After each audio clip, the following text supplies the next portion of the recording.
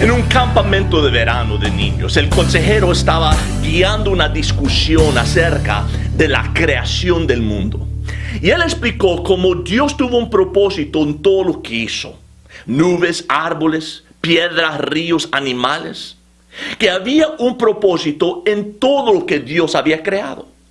En eso, uno de los niños que estaba sentado en el círculo levantó la mano y él estaba rasgándose furiosamente a sus brazos y preguntó: si Dios tiene un propósito para todo, ¿por qué creó la hiedra venenosa? Bueno, la pregunta fue seguido por un largo momento de silencio. El consejero no sabía cómo responderle al muchacho. Por fin uno de los otros niños ofreció una explicación. Él dijo: la razón que Dios hizo la hiedra venenosa es porque quiere que aprendas que no andes metiendo tus manos asquerosas donde no deben. Una buena explicación en verdad. Pero yo creo que cuando lleguemos al cielo, nosotros daremos cuenta y descubriremos que hubo buena razón por todo lo que Dios hizo en nuestras vidas. Pero el problema es que no siempre vemos o entendemos cuál es su propósito de este lado de la eternidad. Hay asuntos en nuestras vidas como la hiedra venenosa que nos traen gran pena y dolor por ninguna razón aparente. Hay situaciones que no tienen explicación lógica y preguntamos ¿por qué? ¿Cómo respondes cuando cosas malas ocurren y Dios no te dice por qué? Bueno, como cristianos nosotros creemos que Dios es soberano, que Él hace lo que le complace, cuando le complace, a quién le complace y cómo le complace. Que Él es el que gobierna el universo y que Él es el jefe. En el primer capítulo de Job nosotros vemos y notamos que Satanás no es permitido tocar ni siquiera un cabello de la cabeza de Job sin el permiso de Dios. Y nada sucede en nuestras vidas o en el universo sin que por lo menos Dios lo permita. Dios es soberano. Es una doctrina maravillosa cuando las circunstancias son agradables, cuando las cosas van para nuestro bien. Somos gozosos cuando Dios quiere bendecirnos. Pero ¿cuál es nuestra actitud cuando las cosas tornan para lo malo y por ninguna razón aparente? Cuando yo era un joven cristiano, había un amigo que era un increíble maestro de la Biblia. Su ministerio estaba creciendo. Era un esposo con 4 fabulosos niños.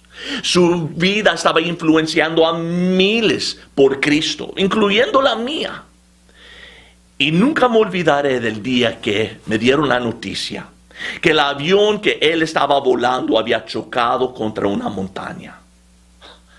Mi corazón estaba quebrantado. Y recuerdo clamando a Dios: ¿por qué? Mire lo que Él estaba haciendo por tu reino. ¿Por qué permitiste esto? Y así es como a veces sentimos cuando leemos de un tornado que ha devastado toda una comunidad, o una familia que fue destruido en una vacación por un conductor borracho, o cuando escuchamos de una mujer virtuosa siendo violada, o uno con hemofilia contratando SIDA por una transfusión, o cuando conocemos a un esposo trabajador que es despedido, ahora no puede alimentar su familia, o cuando escuchamos de un niño que nace severamente deshabilitado, o cuando un seguidor de Cristo es diagnosticado con cáncer. ¿Qué sucede con tu fe cuando enfrentas situaciones desilusionantes? ¿Cómo respondes a esas cosas malas cuando ocurren a personas buenas, aún al pueblo de Dios? Y no vemos ningún bueno saliendo de ellos. ¿Te has preguntado a Dios por qué? ¿Has gritado por qué? ¿Cómo enfrentas la hiedra venenosa en tu vida? Bueno, Santiago de eso nos ha estado enseñando todo este libro, de cómo tratar con la hiedra venenosa en nuestras vidas.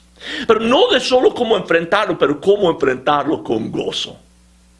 Él empieza diciendo en Santiago 1:2, tened por sumo gozo, hermanos míos, el que os halléis en diversas pruebas, sabiendo que la prueba de vuestra fe produce paciencia. Y que la paciencia ha de tener su perfecto resultado para que seáis perfectos y completos y sin que os falte nada. Él comienza todo en el verso 2 diciendo, tenedlo por sumo gozo. Él no está diciendo, que las tribulaciones son algo gozosas de sufrir, porque no lo son. Pueden ser llenos de dolor y desilusión. Pero lo que Él nos está diciendo es que tenemos que tenerlo por gozo. El tener, la palabra es un término de contador. Significa, saca las calculaciones, haga la matemática. Mira las ventajas que vas a cegar en luz de esta tribulación. Tened por sumo gozo. Bueno, ¿cómo hacemos eso? Bueno, versos 3 al 5, Santiago nos da 3 imperativos de cómo hacerlo. Primeramente, él dice que hay algo que tenemos que saber. Saber que la prueba de vuestra fe produce paciencia. Algunas traducciones lo rinden perseverancia. La idea aquí de la paciencia no es algo pasivo, porque no lo es. Es perseverar, es un mejor entendimiento de este concepto para nosotros. Es aguantando, no dándote por rendido, teniendo determinación. O para usar esa metáfora de deportes, jugar cuando estás herido. Eso es el perseverar. Jugar a pesar del dolor. ¿Por qué? Para agarrar la victoria, agarrar el trofeo, agarrar el premio. Pues número 1, él dice, para tener gozo hay que perseverar. Saber que la perseverancia es la clave. Número 2, dejad, dice. Dice, deje que esa prueba tenga su perfecto resultado. Que es que seas perfectos y completos y que no os falte nada. Tribulaciones son la manera de Dios de producir en nuestra vida santidad y semejanza a Cristo. Eso es lo que Dios quiere, que seamos más como su Hijo, que seamos más y más santos. Pero tenemos que permitirlo. Podemos nosotros hacer el cortocircuito al proceso y no aprender lo que Dios quiere que aprendamos. ¿Cómo? Por no perseverando, en dándonos por rendido. Pero yo no quiero perseverar, no quiero continuar. ¿Qué es lo que debo de hacer? Número 3, pida. Verso 5 dice, pero si alguno de vosotros se ve falto de sabiduría, que la pida a Dios, el cual da a todos abundantemente y sin reproche, y le será dada.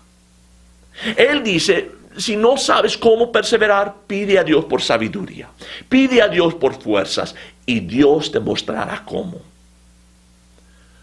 Pero, ¿qué sucede si no persevero? ¿Qué sucede si corro, si me doy por rendido, si arrojo la toalla? Bueno, versos 6 al 8 nos precauciona de las consecuencias devastadoras de no perseverar y puede llevarte a verdadera infelicidad. Verso 6 dice que tu corazón se estará inquieto, que no tendrás paz en tu vida, que estarás lleno de estrés y de ansiedad y de preocupación porque estás peleando contra la voluntad de Dios. Verso 7 dice, segundo, tus oraciones irán incontestadas. Y eso no es Dios siendo caprichoso, sino es Dios diciéndote, no me pidas cuál es mi voluntad para tu vida en el futuro, si no estás dispuesto a someterte a mi voluntad en el presente. Y tercero, verso 8 dice, si no perseveras, si te das por vencido, tu vida será inestable. Que no sentirás sentido de dirección o de propósito o de significado. En otras palabras, si no perseveramos, si nos arrojamos la toalla y nos damos por vencidos, estaremos miserables, sin dirección, sin gozo. Pues, ¿dónde se encuentra este gozo? Verso 12. Bienaventurado, que significa gozoso.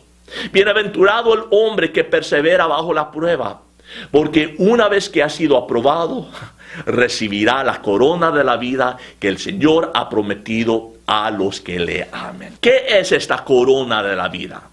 Probablemente se está refiriendo a recompensas que recibiremos en la eternidad.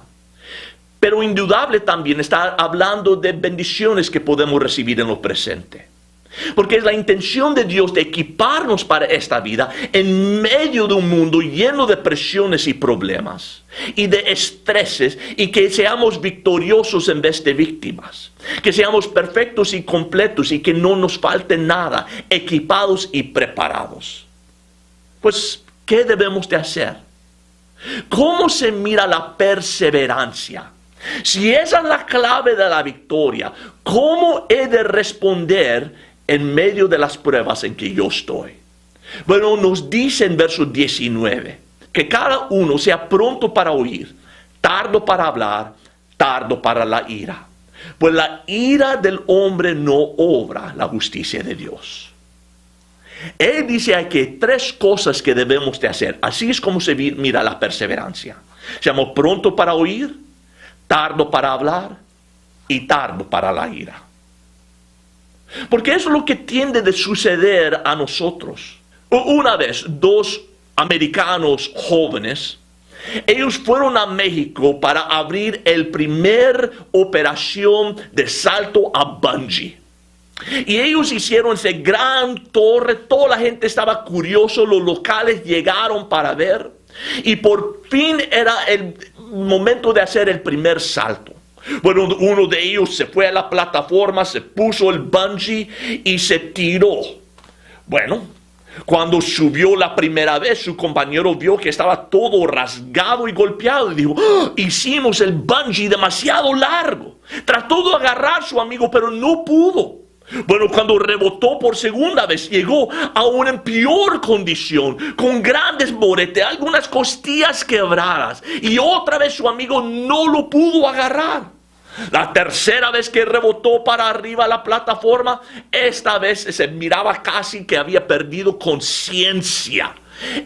Su amigo estrechó y lo agarró y le preguntó: ¿hicimos la cuerda demasiado largo? Y su amigo dijo: no, la cuerda está bien, pero ¿qué es una piñata?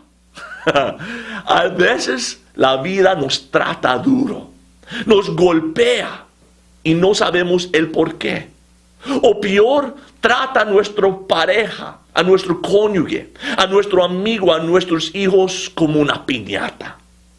Y nos empezamos a enojar contra Dios, enojar a otros que queremos culpar, enojarnos contra la situación. Y eso nos lleva a quejar, a murmurar, a maldecir. Y como estamos tan llenos de resentimiento y enojo y amargura, paramos de escuchar a Dios. Ya no escuchamos a Dios, al radio cristiana, a predicaciones, a nada. En su comentario, Don Baker hace este punto acerca del dolor. Él escribe: el dolor habla una lengua extraña, juega trucos engañosos en nosotros, nos hace pensar cosas, decir cosas, incluso creer cosas que no son ciertas.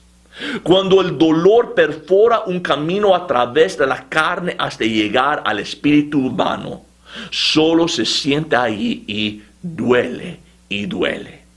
La mente se nubla y el cerebro comienza a pensar cosas extrañas como: Dios ha muerto, ha ido de pesca, a Él ya no le importo.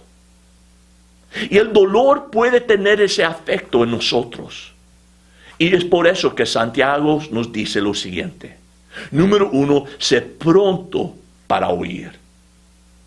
Verso 21 dice: por lo cual, desechando toda inmundicia y todo resto de malicia, recibid con humildad, ¿qué? La palabra implantada, que es poderosa para salvar vuestras almas. Él dice que tenemos que recibir la palabra porque es poderosa para salvar vuestras almas, o mejor rendido, vuestras vidas. La palabra puede salvarte en esta tribulación. Ahora, cuando Santiago habla de la salvación, no está hablando de ello como de ser rescatado del infierno o la justificación, sino habla de la salvación en respecto a siendo rescatado del poder y de los efectos del pecado, o sea, santificación. Él dice, sé pronto para oír la palabra de Dios. Pero no seamos engañados. Escuchando la palabra de Dios es más que solo oírlo, pero es vivirlo. Mire verso 22. Sed hacedores de la palabra y no solamente oidores que se engañan a sí mismos. Verso 25. Porque el que mira atentamente a la ley perfecta, a la ley de la libertad, y permanece en ella, no habiéndose vuelto un oidor olvidizo, sino un hacedor eficaz, este será bienaventurado en lo que hace. ¿Qué es la ley perfecta y la ley de libertad que menciona? Bueno, la perfecta ley es el cumplimiento de la ley y los profetas. Es la ley del amor, el amar a Dios y a tu cónyuge. El hombre bendecido, bienaventurado, lleno de gozo. En medio de sus tribulaciones es el hombre que ama a Dios y ama a su prójimo. Porque si ustedes se acuerdan, estos cristianos, esta iglesia, se había caído en el pecado de la parcialidad, del favoritismo. Ellos no estaban amando y ayudando a los necesitados entre ellos. Porque hay un peligro cuando nosotros empezamos a pasar por pruebas. Y eso es que nosotros podemos convertirnos centrados en nosotros mismos, preocupados y absortos en nosotros mismos, sintiendo lástima por nosotros mismos. Y en eso empezamos a descuidar y cuidar de los que están a nuestro derredor. No los amamos como nosotros debemos. Y eso es lo que estaba sucediendo con esos cristianos. Estaban tan absortos en sus propios problemas que cuando había alguien que tenía necesidad entre ellos por comida o por ropa, ellos le dirían algo como, id en paz, calentaos y saciaos. Pero Santiago dice, pero no le dais lo necesario para el cuerpo. ¿De qué sirve? Así también la fe por sí misma, si no tiene obras, está muerta. Ellos tenían fe muerta, dice. La palabra muerta aquí no significa falsa como algunos lo interpretan. Nunca llamas a algo que es falso muerto, sino muerto se usa para hablar de algo que una vez tuvo vida o vitalidad y ya no lo tiene. Y Santiago está diciéndoles a estos cristianos que su fe era inútil, sin vida, sin poder. No está ayudando a nadie, ni siquiera a sí mismo. Verso 14 dice, ¿de qué sirve, hermanos míos, si alguno dice que tiene fe, pero no tiene obras? ¿Acaso puede esa fe salvarle? Otra vez, la palabra salvar aquí no significa ir al cielo cuando mueres, sino está hablando de santificación. La fe que no obra en amor, dice, no te va a perfeccionar, no te va a madurar, no te va a llevar a más santidad o más semejanza a Cristo. ¿Quieres perseverar? ¿Tú quieres llegar al glorioso fin que Santiago nos habló en el capítulo 1, verso 20? Dice, sé pronto para oír la palabra, pero no solo oírlo, sino vivirlo. La segunda clave de perseverancia es ser tardo para hablar. Él dice, ten cuidado en cómo usas la lengua, porque las palabras son poderosas. Palabras son como el freno en la boca de un caballo o el timón en la parte de abajo de un barco, que puede conducir a una persona a más bendición o más ruina.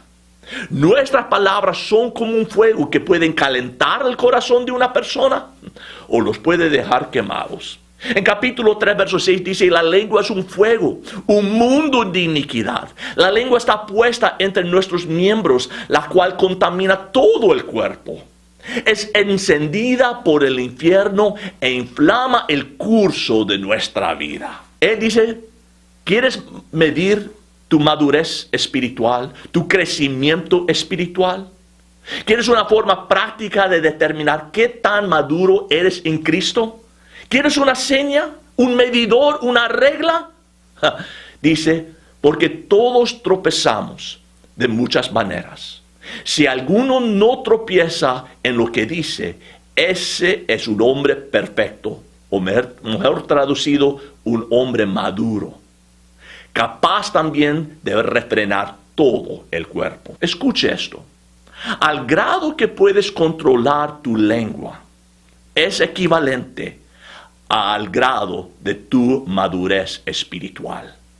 ¿Qué tal le gusta eso? Que Dios ha puesto un termómetro espiritual en nuestras bocas para medir nuestra madurez espiritual. Y ese termómetro son nuestras lenguas. Pues Job dice, ten cuidado en cómo las usas. No murmures, no quejes, no maldices a Dios. Todas esas cosas son pecado. ¿El quejar es pecado? Sí. Porque cuando nosotros estamos quejando, estamos diciendo a Dios que estamos insatisfechos, descontentos con lo que Él está haciendo en nuestras vidas. Estamos retando su sabiduría. Pues dice ser lento para hablar. Y en capítulo 3, versos 13 al 18, Él dice, y cuidado en la sabiduría que tú compartes con otros que están pasando por pruebas. Muchas veces somos rápidos de querer dar nuestro consejo y nuestras opiniones a los que están sufriendo dificultades y nos convertimos en Elifaz, Bildad y Zofar. Los 3 amigos de Job que vinieron de alrededor de él para compartir su sabiduría con él en medio de su tribulación. Pero en vez de edificar lo que hicieron, lo tumbaron. Lo hicieron exasperarse y frustrarse. Y vemos cómo Job fue desde el principio diciendo, desnudo salí del vientre de mi madre y desnudo volveré allá. El Señor dio y el Señor quitó, bendito sea el nombre del Señor. Y entonces comenta, en todo esto Job ni pecó ni culpó a Dios. Pues Job fue de eso a 29 capítulos después de ser zarandeado por sus supuestos amigos, de clamar, ¿quién me dirá? He aquí mi firma. Que me responda el Todopoderoso y la acusación que ha escrito mi adversario. ¿Qué cambio? Santiago va de bendito sea el nombre del Señor y retando al Señor. Y por eso Santiago dice, sé lento para hablar, de dar tu consejo, de compartir tu sabiduría. ¿Por qué? Bueno, escuche esto. Si hay algo que uno que sufre necesita, no es una explicación, sino una nueva perspectiva de Dios. Pues debemos usar nuestra lengua para edificar y animar, de inspirar y de motivar. Pues Santiago nos advierte de compartiendo sabiduría que puede desanimar a la gente, quitar sus ojos del Señor.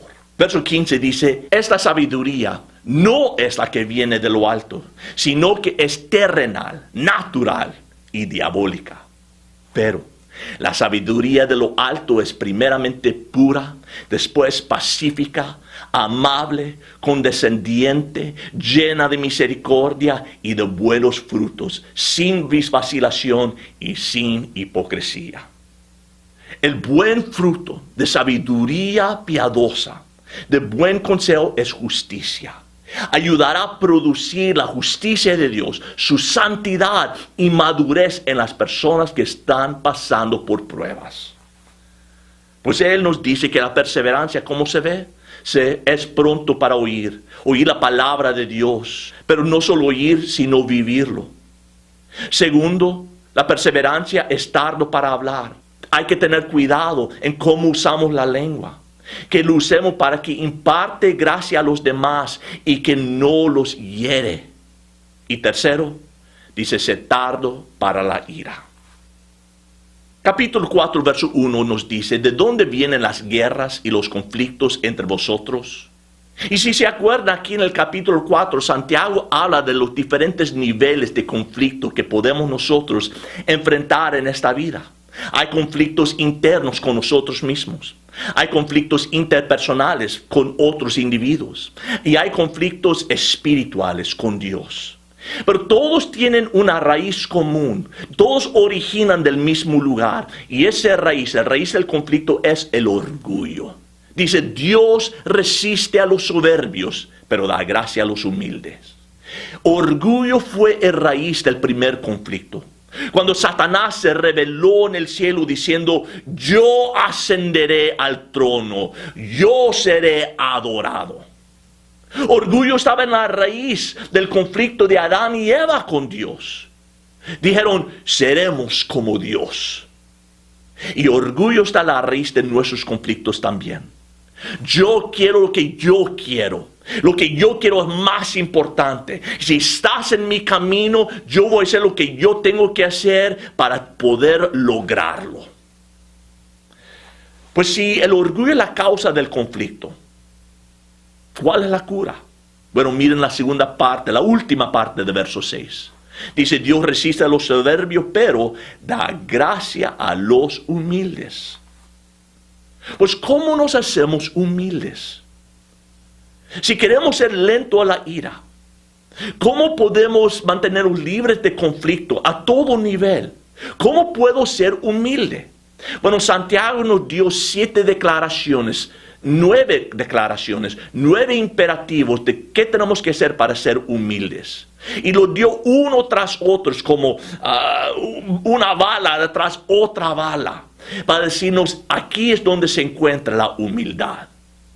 Dicen primeramente en verso 7, ríndese a Dios, sométese a Él. Otra vez en verso 7, resista al diablo. Verso 8, acercaos a Dios en oración. Entonces en verso 9 dice, purifique sus manos de acciones pecaminosas. Y entonces en verso 9 también dice, purifique sus corazones de actitudes pecaminosas.